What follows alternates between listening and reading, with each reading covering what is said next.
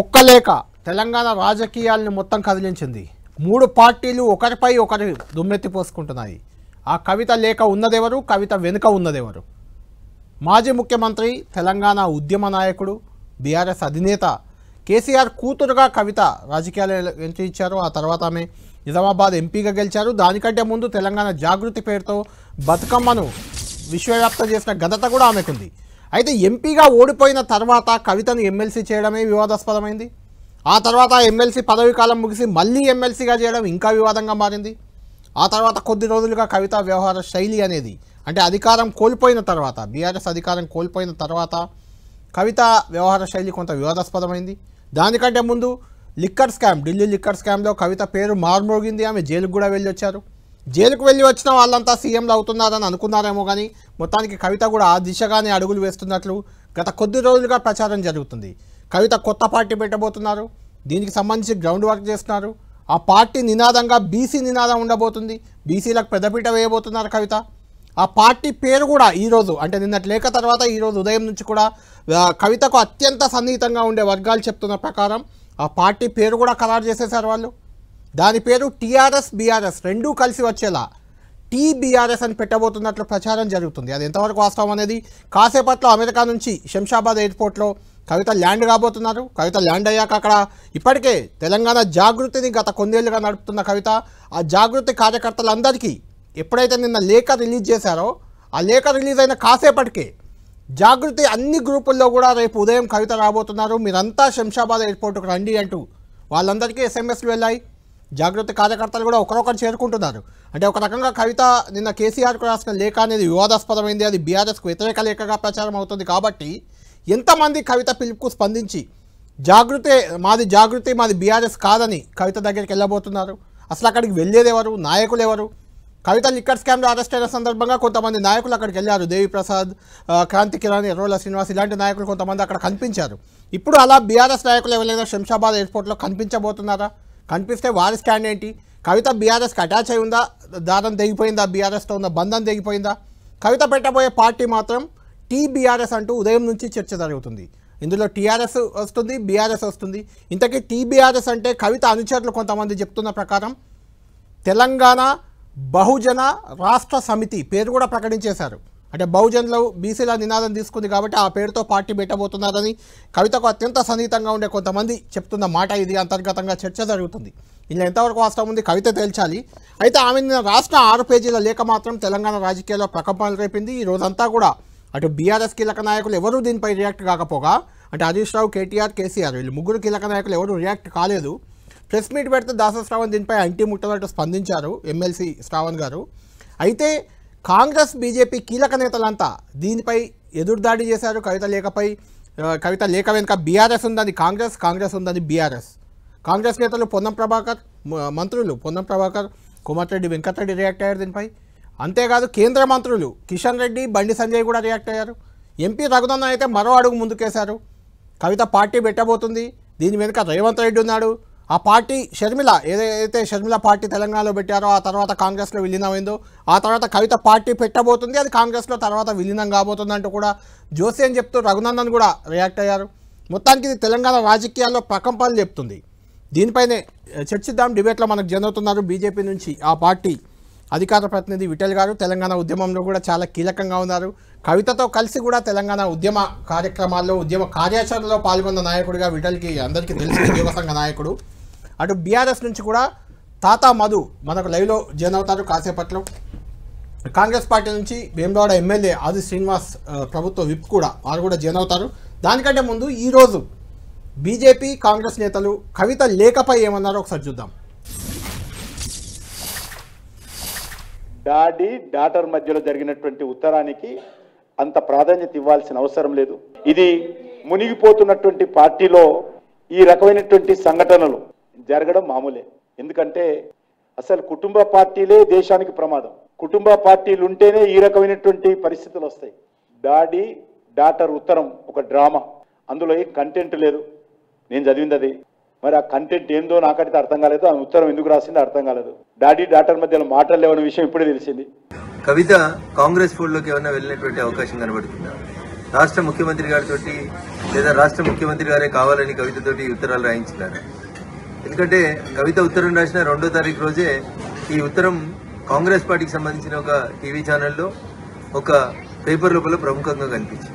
ఈ పరిణామాల తర్వాత కేటీఆర్ గారు హరీష్ రావు గారి ఇంటికి వెళ్ళడం, బాబా బామ్మర్దులు ఇద్దరు ఒకటనేటువంటి ఒక మెసేజ్ ని బయటికి పంపడం, తనను ఒంటరి చేస్తున్నారు, బయటికి పంపిస్తున్నారు అనేటువంటి ఆలోచన వచ్చిన తర్వాత కవిత తప్పనిసరి పరిస్థితులలో కాంగ్రెస్ ఫోల్డ్లోకి పోయిందేమో అనేది తెలంగాణ ప్రజల అనుమానం. ప్రజల్ని నమ్మించుతుంది. పోయిన ఎన్నికల కంటే ముందు పిసిసి అధ్యక్షుడిగా ఏ ప్రయత్నాలను అయితే రేవంత్ రెడ్డి గారు కొనసాగించారో ఈ రోజు ముఖ్యమంత్రిగా కవితను మరొకసారి ఎట్లా పావుగా వాడుకుంటున్నారేమో అనేది తెలంగాణ సమాజం ఆలోచిస్తుంది. ముందు కవితతో పార్టీ పెట్టిస్తారు, తర్వాత వచ్చే ఎన్నికలకు వచ్చేసరికి కవిత షర్మిల గారి లాగా కాంగ్రెస్ పార్టీ అధ్యక్షురాలు లేదా కాంగ్రెస్ పార్టీతో పొత్తు పెట్టుకోవడమే చేస్తుంది. వీటన్నింటినీ క్రోడీకరించి చూసినప్పుడు కవితని కాంగ్రెస్ నడుపుతుందా, కవితని రేవంత్ రెడ్డి గారు నడుపుతున్నారా, కవిత మరో షర్మిల కాబోతుందా అనేటువంటి అనుమానం అయితే చాలా స్పష్టంగా తెలంగాణ సమాజం ముందుంది. ఇది పెద్ద జోక్ అయిపోయింది ఈ లెటరు. ఇదంతా ఒక డ్రామా. ఆ డ్రామాలో భాగమే ఈ లేఖ. కేటీఆర్ హరీష్ దగ్గరికి పోయి ఎందుకు చేసిండ్రు, ఎంత ప్లాను, మనం వాళ్ళే డిఫరెన్స్ ఉన్నట్టు సృష్టించుకున్నారు. తండ్రికి లేఖ రాసి అవసరమైంది ఎయిర్పోర్ట్కి వెళ్ళి ఇవాళ దిగుతుంది కదా, నిన్న లీక్ చేసే బదులు ఇవాళ ఎయిర్పోర్ట్కి వెళ్ళి చక్కగా 8:30కి పోయి మొత్తం జరిగే చెప్పి నువ్వు చేసేది తప్పు, అట్లాగా ఇట్లా చేసేది తెప్పేది ఉన్నాయి కదా. ఈ లేఖల డ్రామా అయింది. మేము గతంలోనే చెప్పినాం, టీఆర్ఎస్ బీజేపీ వేరువేరు కాదు, రెండు కూడా కలిపి ఢిల్లీలో దోస్తీ గల్లీలో కుస్తీ అనే మాట అనేక సందర్భాల్లో చెప్పిన దానికి కవిత గారు రాసినటువంటి లేఖ ఆధారము, దానికి సంబంధించినటువంటి ఒక ఎవిడెన్స్ అనే మాట సందర్భంగా మనం చూస్తా ఉన్నాం. మొన్న హైదరాబాద్ ఎమ్మెల్సీ ఎన్నికల్లో బీజేపీ నామినేషన్ వేస్తే బీఆర్ఎస్ మద్దతునిస్తామనే మాటతోటి బీజేపీ నామినేషన్ వేసింది. బీజేపీలో ఉన్న బీఆర్ఎస్ వ్యతిరేకులు, బీఆర్ఎస్లో ఉన్న బీజేపీ వ్యతిరేకులు ఇద్దరు అటువంటి అవకాశం రాకుండా చేయడం వల్ల వాళ్ళు మొన్న ఎమ్మెల్సీ ఎన్నికలకు సంబంధించినటువంటి రహస్య ఒప్పందం అమలు జరగలే. ఇది ఒక్కరోజు కాదు, పార్లమెంట్ ఎన్నికల సందర్భంలో మొత్తం భారతీయ జనతా పార్టీకి హ్యాండ్ ఓవర్ చేసి చేతులు ఎత్తేసి సరెండర్ అయినటువంటి మాట మేము ఆరోపణ చేసినాడు, రాజకీయ ఆరోపణ అన్నారు. ఇవాళ నేరుగా కవిత గారే ఆ అంశాన్ని ప్రస్తావిస్తా ఉన్నారు. రైట్, ఇది బీజేపీ మొత్తానికి ఇది దీని వెనుక కాంగ్రెస్ ఉందని చెప్తున్నది. కిషన్ రెడ్డి అయితే డాటర్ డాడీ ఓ డ్రామా అంటూ కొట్టిపడేసిన పరిస్థితి. కాంగ్రెస్ మాత్రమే ఇది బీజేపీ బీఆర్ఎస్ ఈ రెండు ఒకటే అని మేము ఎప్పటి నుంచో చెప్తున్నాం. కవిత రాసిన ఈ లేఖలో కూడా అదే ఉంది. అంటే కేసీఆర్ కూతురు కవిత, ఆమె రాసిన దానికి కొంత అథెంటిక్ ఉంటుంది, ప్రతిపక్షాల విమర్శల్లా కాదు కాబట్టి. ఆ లేఖలో కూడా ఇదే ఉంది కాబట్టి ఆ రెండు పార్టీలు ఒకటే అంటూ కొత్తగా మళ్ళీ విమర్శలు మొదలుపెట్టిన పరిస్థితి. దీనిపై బీఆర్ఎస్ నేతలు మాత్రం కీలక నేతలు, ఎందుకంటే కేసీఆర్కు రాసిన లేఖ ఇది, కేసీఆర్ రియాక్ట్ కాలేదు, ప్రెస్ నోట్ కూడా రిలీజ్ చేయలేదు. అటు కేటీఆర్ హరీష్ ఇద్దరు కూడా దీనిపై స్పందించలేదు, వాళ్ళిద్దరు ప్రెస్ మీట్ కానీ ఇంకే రకంగా కానీ స్పందించలేదు. ఈరోజు కేటీఆర్ ఒక పత్రికా ప్రకటన కూడా విడుదల చేశారు. రేవంత్ రెడ్డిపై ఈడీ ఛార్జ్షీట్లో దానికి సంబంధించి నేషనల్ హెరాల్డ్ పత్రికకు సంబంధించి అందులో ఛార్జ్షీట్లో ఆయన పేరు ప్రస్తావన వచ్చింది, ఆయన వ్యవహార శైలి ఏంటి తెలిసిందంటూ కూడా ఒక ప్రకటన ఇచ్చారు. కానీ కవిత లేఖపై మాత్రం కేటీఆర్ రియాక్ట్ కాలేదు. దాసో శ్రవణ్ కూడా ఈడీ ఛార్జ్షీట్కి సంబంధించి నేషనల్ హెరాల్డ్ పత్రికా వివాదానికి సంబంధించి మాట్లాడుతూ మీడియా అడిగిన ప్రశ్నలకు మాత్రం ఆయన లైటర్ వేలో స్పందించారు. మిగిలిన నాయకులు ఎవరు దీనిపై రియాక్ట్ కాలేదు. కవిత కాసేపట్లోనే శంషాబాద్లో ల్యాండ్ కాబోతున్నారు, యూఎస్ నుంచి ఆమె వస్తున్నారు. అక్కడ ల్యాండ్ అయిన తర్వాత ఆమె ఏం మాట్లాడతారు, దాన్ని బట్టి రియాక్ట్ కావాలనే ఆలోచనలో బీఆర్ఎస్ ఉన్నట్లు కనిపిస్తుంది. శ్రావణ్ గారు ఏమన్నారు ఒకసారి చూద్దాం. ఎత్తున రేవంత్ రెడ్డి అండ్ కంపెనీ కావచ్చు, ఆయన ప్రాంప్టెడ్ మీడియా కావచ్చు, గత పెద్ద ఎత్తున చేయడం వల్ల తెలంగాణ ప్రజలకు కానీ ప్రభుత్వానికి కానీ ఏ పార్టీలకు కానీ ఏమైనా లాభం వస్తుందో చెప్తాను. ఫస్ట్ ఆఫ్ ఆల్ ఆ లెటర్లో తప్పే లేనప్పుడు చర్య లేదనేది ఒక పాయింట్. రెండో విషయం ఏంటంటే ఆవిడ రాసిండ్రో రాయలేదో అనేటువంటిది ఇంకా తేలలేదు. నేనైతే నేను అనుకుంటున్నా రేవంత్ రెడ్డి గారు సృష్టించిన లేఖ కావచ్చేమో అనుకుంటున్నా. రైట్, శ్రావణ్ గారు అంతకంటే ఎక్కువ ఆడ స్పందించడానికి కూడా ఏం లేదు. ఎందుకంటే కవిత కేసీఆర్ కూతురు, ఆమె పార్టీ అధినేత కూతురు, ఆమె లేఖ రాసిందా లేదా క్లారిటీ లేదు ఆ పార్టీలోనే. ఒకవేళ రాసిన లేఖలో తప్పే ఉంది అనే రకంగా కూడా మాట్లాడుతున్నారా, తప్పు ఉందా లేదా అనేది ఆమె రియాక్ట్ అయినాక అప్పుడు బీఆర్ఎస్ రియాక్షన్ బట్టి మనం తెలుసుకోవచ్చు. దీనిపై చర్చించేందుకు మనతో పాటు ముందు విఠల్ గారు మీ పర్మిషన్తో బీఆర్ఎస్ ఎమ్మెల్సీ తాత మధుగారితోనే మాట్లాడదాం. దానికంటే ముందు శంషాబాద్కి కవిత కాసేపట్లో ల్యాండ్ కాబోతున్నారు. అక్కడికి జాగృతి కార్యకర్తలు అందరినీ రావాలని నిన్న ఎప్పుడైతే లేఖ బయటకు వచ్చిందో లేఖతో పాటే ఆ మెసేజ్లు కూడా వెళ్ళాయి.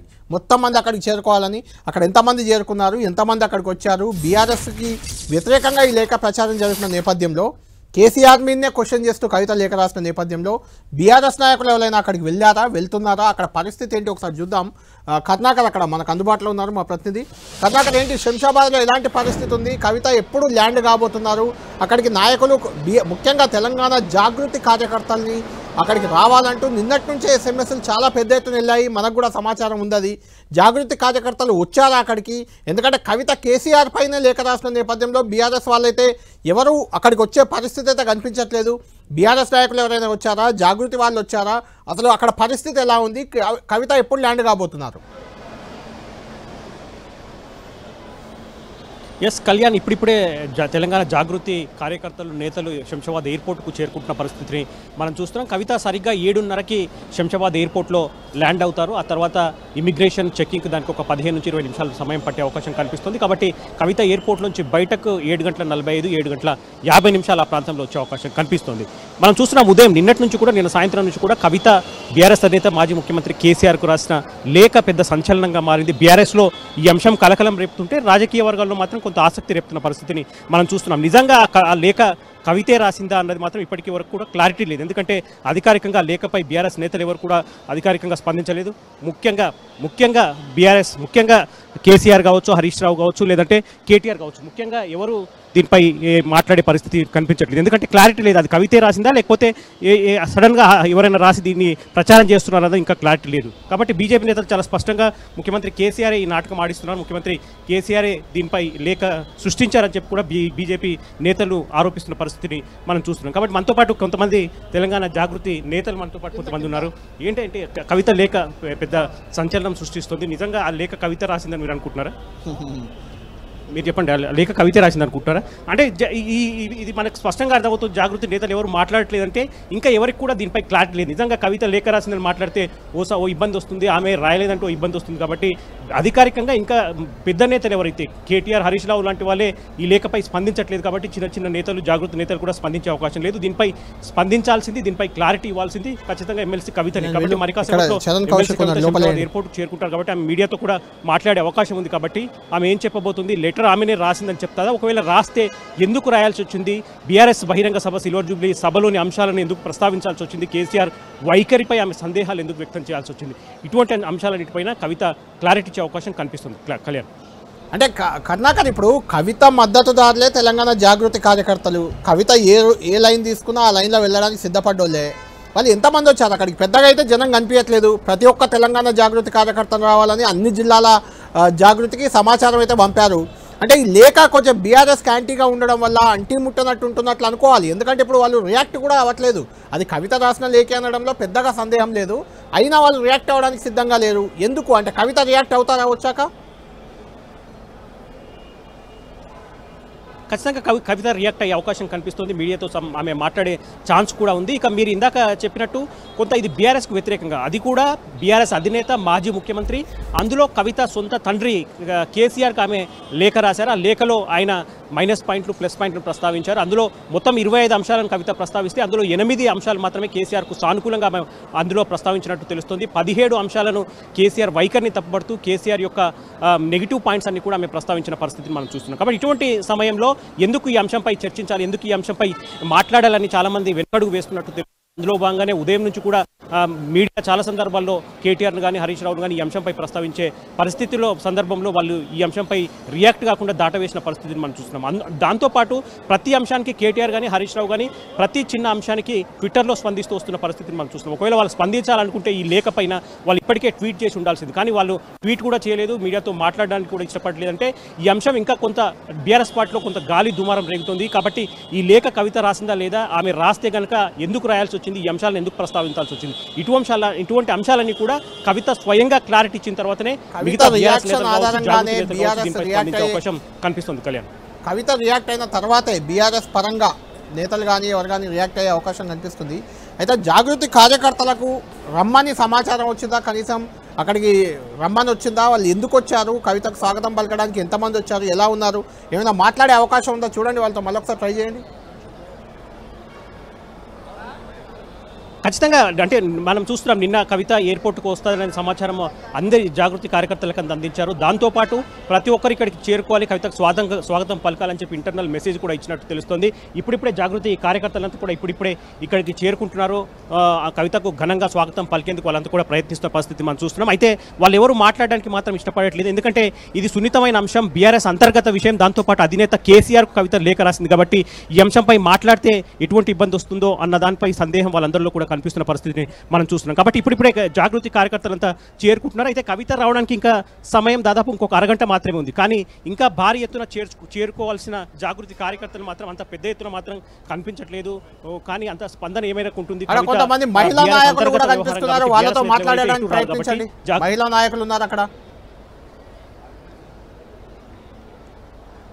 చాలా మంది వస్తున్నారు. మేడం మీరు జాగృతికి సంబంధించిన వాళ్ళేనా?